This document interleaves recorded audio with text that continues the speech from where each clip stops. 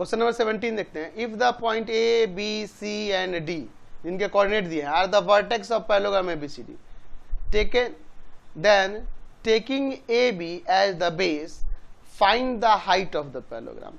क्या कह रहा है कि ए बी को बेस मानेंगे तो उसका हाइट निकालना है पैरेललोग्राम का। चलिए देखते हैं, यहाँ पे पहले पैरेललोग्राम बना लेते हैं। चलिए यहाँ पे एक पैरेललोग्राम कंस्ट्रक्ट कर लेते हैं।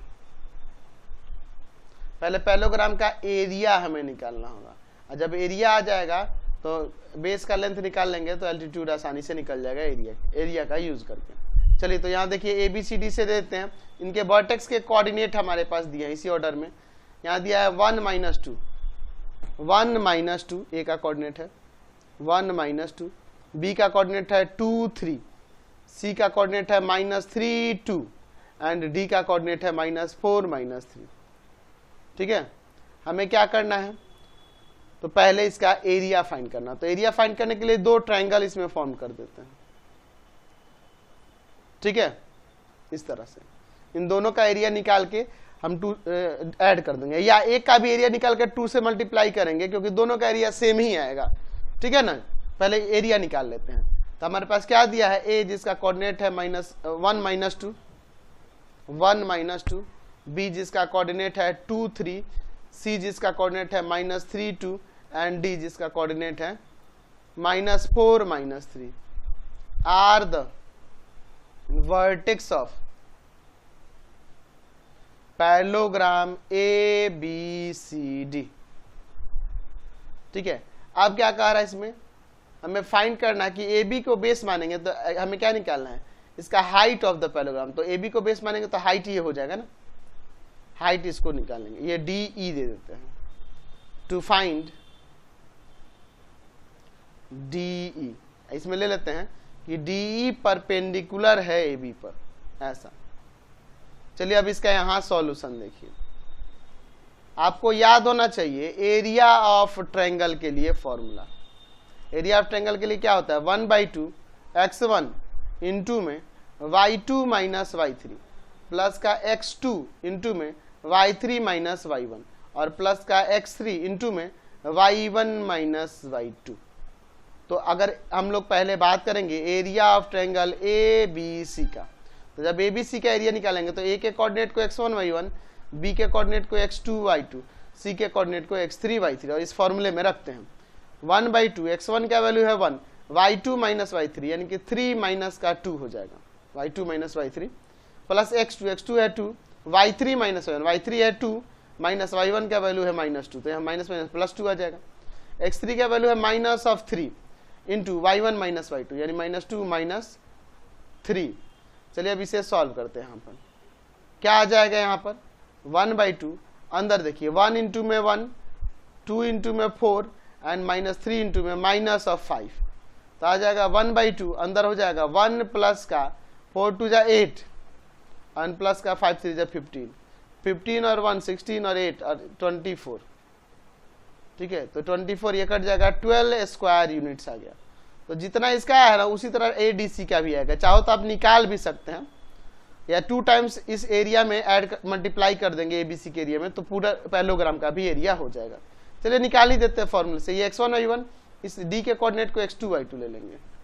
ठीक है, ये d के कोऑर्डिनेट को हम इसे x2 y2 सपोज कर लेंगे और ये वाला x3 y3 रहेगा। तो क्या आ जाएगा 1/2 x1 है 1, y2 - y3 यानी कि -3 - 2 प्लस का x2 है -4, y3 - y1 यानी कि 2 - -2 तो प्लस का 2 प्लस का x3 -3, y1 - y2 यानी कि -2 -3 तो यहाँ +3 आ जाएगा। चलिए अब इसे यहाँ सॉल्व करते हैं। 1/2 1 इंटू में -5 -4 हो जाएगा और इंटू में प्लस का 4, -3 इंटू में प्लस का 1। चलिए सॉल्व करते हैं। 1/2 अंदर माइनस का 5, यहाँ -16 और माइनस का 3, ये 1/2 इंटू में माइनस का 24 कट जाएगा 12 टाइम्स में। एरिया तो हमेशा पॉजिटिव होगा तो ये भी 12 स्क्वायर यूनिट्स हो जाएगा एरिया। समझ गए? तो जब एरिया निकाल लिए दोनों ट्रायंगल का तो हम पूरे का क्या कर सकते हैं, area of parallelogram A B C D दोनों को ऐड कर देंगे। Area of triangle A B C या इसी को 2 times of area of triangle ABC भी कर सकते थे, और एरिया ऑफ ट्रायंगल एडीसी। चलिए ऐड कर देते, तो इसका एरिया 12 और इसका 12, तो 12 24 स्क्वायर यूनिट्स ये एरिया आ गया। अच्छा, हमें एल्टीट्यूड निकालना, तो सबसे पहले डिस्टेंस फॉर्मूला से ए बी निकालते हैं। तो ए से बी का डिस्टेंस क्या होगा, तो ए से बी का डिस्टेंस रूट अंडर क्या हो जाएगा, एक्स कोऑर्डिनेट के डिफरेंस का स्क्वायर और प्लस में वाई कोऑर्डिनेट का डिफरेंस का स्क्वायर, ये -2 माइनस प्लस का आ जाएगा, तो आ जाएगा यहाँ पे 1 का स्क्वायर और प्लस में 5 का स्क्वायर, तो यहाँ पे 1 और प्लस का 25, यहाँ रूट अंडर 26 हो जाएगा, रूट अंडर 26 हो गया। अब हमें देखना होगा कि एरिया ऑफ पैरेललोग्राम जो ए बी सी डी दिया है वो कितना है जी, वो 24 स्क्वायर यूनिट्स है। तो क्या होता है, बेस और इनटू में एल्टीट्यूड, यही ना होता है फॉर्मूला, इक्वल टू में 24। तो यहाँ पर ए बी का वैल्यू है रूट अंडर 26 और इनटू में डी इक्वल टू में 24, यानी कि डी का वैल्यू आ जाएगा 24 बाई में रूट अंडर 26 यूनिट्स। तो इतना छोड़ सकते हैं, रेशनलाइज द डिनोमिनेटर भी हम लोग यहाँ पे कर सकते हैं। तो डी इक्वल टू में 24 बाई में रूट अंडर 26 है, तो रूट 26 से न्यूमरेटर एंड डिनोमिनेटर में मल्टीप्लाई करते हैं, तो क्या आ जाएगा यहाँ पर डी इक्वल टू में 24 रूट 26 बाई में 26 यूनिट्स। तो हम चाहें तो इसे काट सकते हैं 2 से 13 टाइम्स में और 2 से इसे 12 टाइम्स में। तो एल्टीट्यूड जो था आपका डी, उसका लेंथ कितना आ गया, 12 बाई में 13 रूट अंडर 26 यूनिट्स, यही आपका length of the altitude D है। क्वेश्चन में 18 देखिए, a line intersect the points Y axis and X axis at point P and Q respectively. अच्छा, एक लाइन जो है वाई एक्सिस पे पॉइंट पी पर और एक्स एक्सिस से पॉइंट क्यू पर इंटरसेक्ट कर रहा है। इफ पॉइंट दिया है जिसका कोऑर्डिनेट 2 - 5 पे है, is the mid point of P Q, P Q का मिड पॉइंट है, then find the coordinate of point P and Q. अच्छा, यहां पर देखिए, यहां पर मैं एक लाइन सेगमेंट ले लेता हूं, ठीक है ना, या फिर एक लाइन ही ले लेते हैं, कोई लाइन है, या एक काम करते हैं इसको कोऑर्डिनेट एक्सिस से आपको मैं समझाता हूं, ज्यादा बेहतर रहेगा, ठीक है। चलिए ध्यान दीजिए, सपोज ये एक्स एक्सिस है, कोऑर्डिनेट एक्सिस से थोड़ा अच्छा से इसको समझिए, और एक इस पे मैं यहाँ वाई एक्सिस ले लेता हूँ, ठीक है।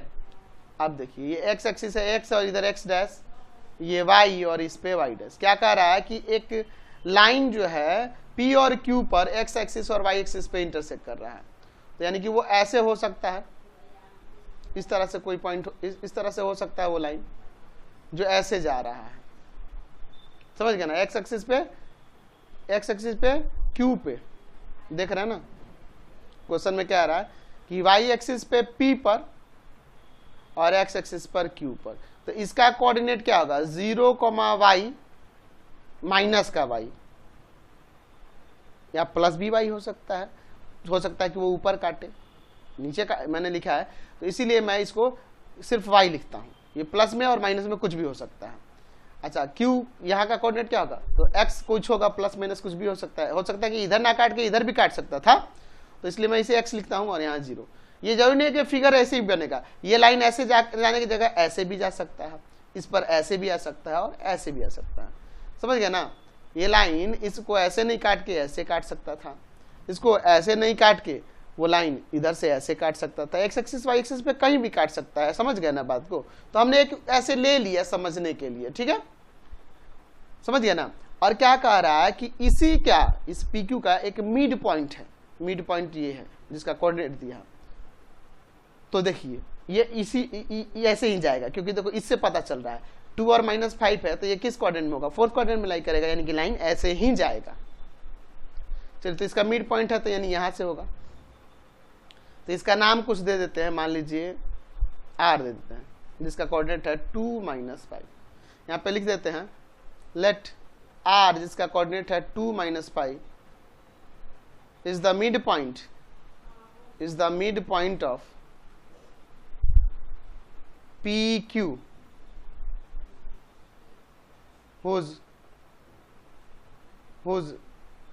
where लिख देते हैं, where P and Q lies on y axis and X axis respectively. ठीक है, ये एक्स एक्सिस और वाई एक्सिस पे लाई कर रहे हैं, वाई एक्सिस और एक्स एक्सिस पे। ठीक है, और हमने क्या किया है कि P का कोऑर्डिनेट हमने लिया है 0y एंड Q का कोऑर्डिनेट हमने लिया है x, 0।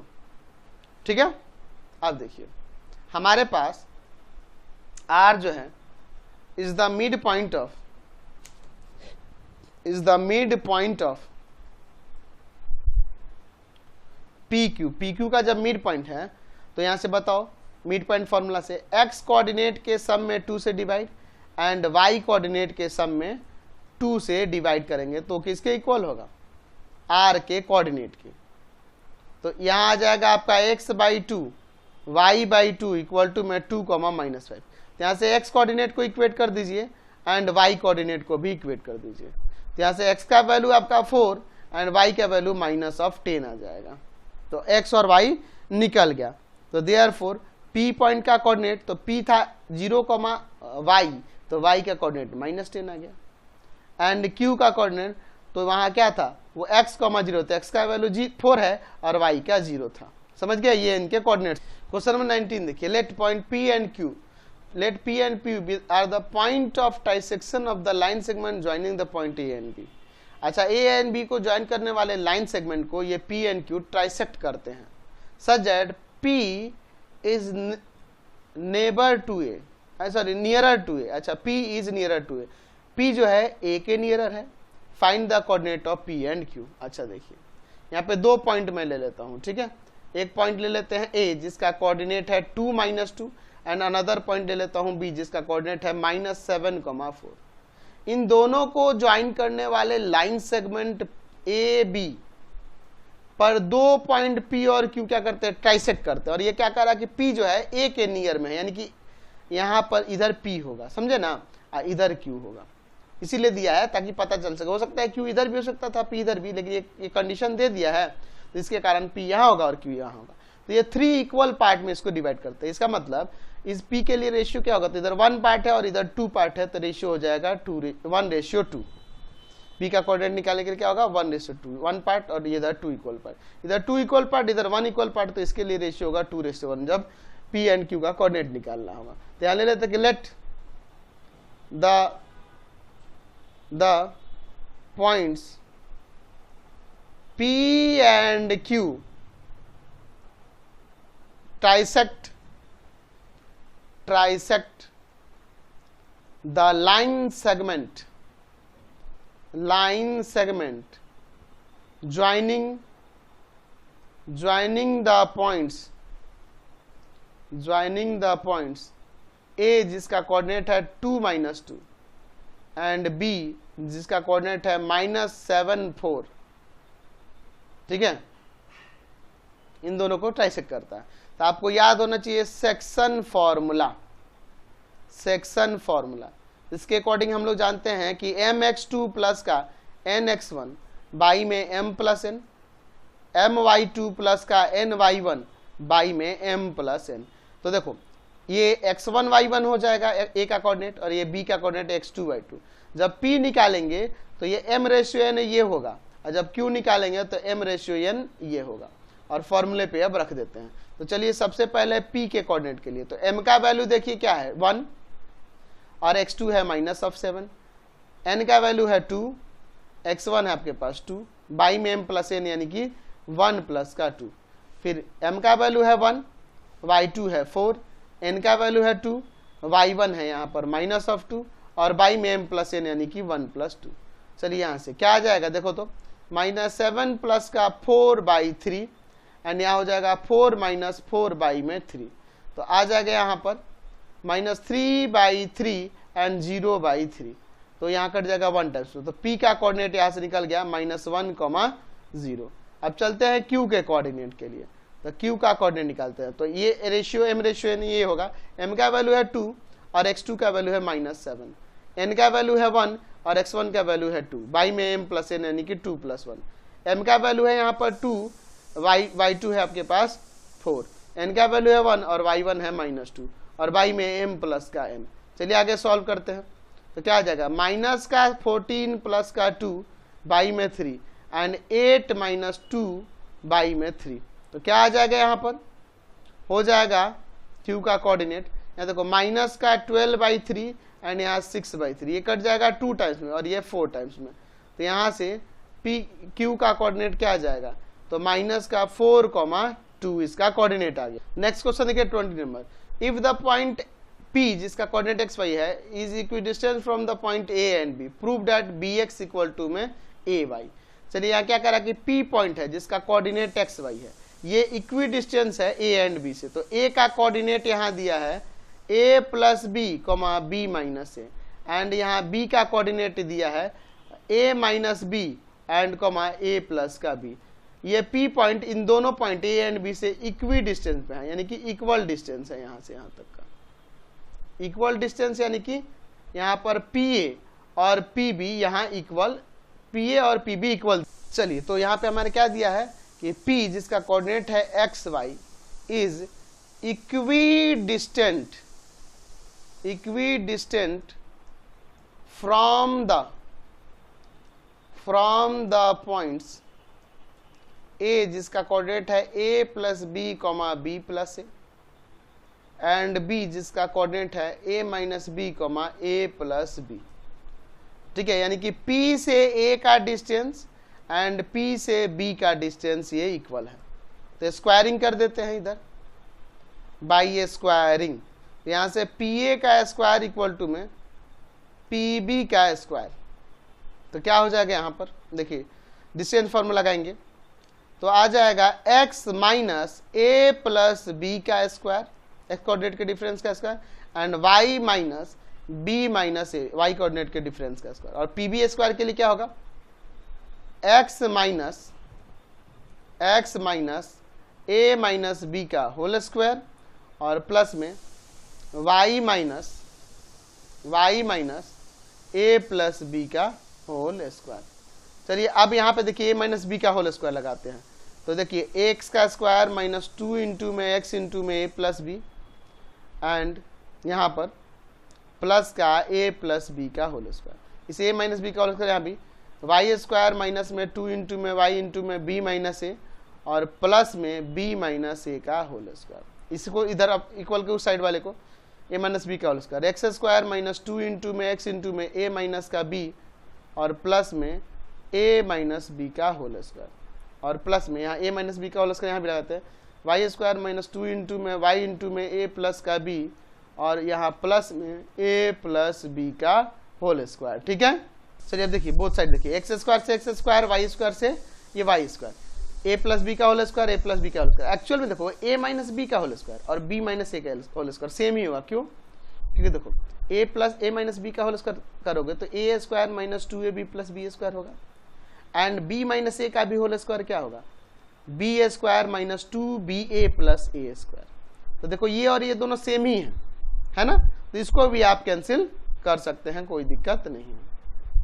चलिए अब देखिए इधर जो बच गया minus 2 into A plus B X and minus 2 into में b minus a into Y. ठीक है, इक्वल टू माइनस 2 इंटू में a माइनस b इंटू में x। ठीक है, अच्छा, एंड माइनस 2 इंटू में a plus b into Y, है ना। अब x वाले y वाले को एक साथ कर लेते हैं तो माइनस 2 इंटू में a plus b into x minus का है इधर आके प्लस का 2 इंटू में a minus b into x. यहाँ देखिए माइनस का है इधर आके ये प्लस का हो जाएगा। तो यहाँ देखो माइनस का 2 into A plus B into में वाई, इसको लिख दिया और फिर इसको माइनस का 2 इंटू, तो ये आके इधर प्लस का हुआ है ना, प्लस का 2 इंटू में बी माइनस ए इंटू में वाई। चलिए अब देखिए यहाँ पे क्या कॉमन है, तो माइनस का 2x कॉमन कर ले, क्या माइनस का 2x कॉमन कर लेते हैं। तो यहाँ बचेगा आपका a plus B minus minus आ जाएगा यहाँ पे साइन चेंज माइनस और इंटू में a माइनस में a माइनस बी, माइनस का 2y कॉमन होगा यहाँ पर तो आ जाएगा यहाँ a प्लस बी और माइनस b माइनस का a। चलिए यहाँ से माइनस 2 कैंसिल, अंदर देखिए क्या आ जाएगा, अंदर a plus B minus a and minus minus plus का B into X, A plus B minus B minus minus plus का ए इक्वल इंटू वाई। यहाँ देखिए बी से बी कैंसिल, यहाँ ए से ए कैंसिल, तो यहाँ पे बच जाएगा आपका 2b और ये x, यहाँ पे 2a एंड y, 2 से 2 कैंसिल, यहाँ से bx इक्वल टू में ay आ गया। यही ना प्रूव करना था, हमने प्रूव कर दिया।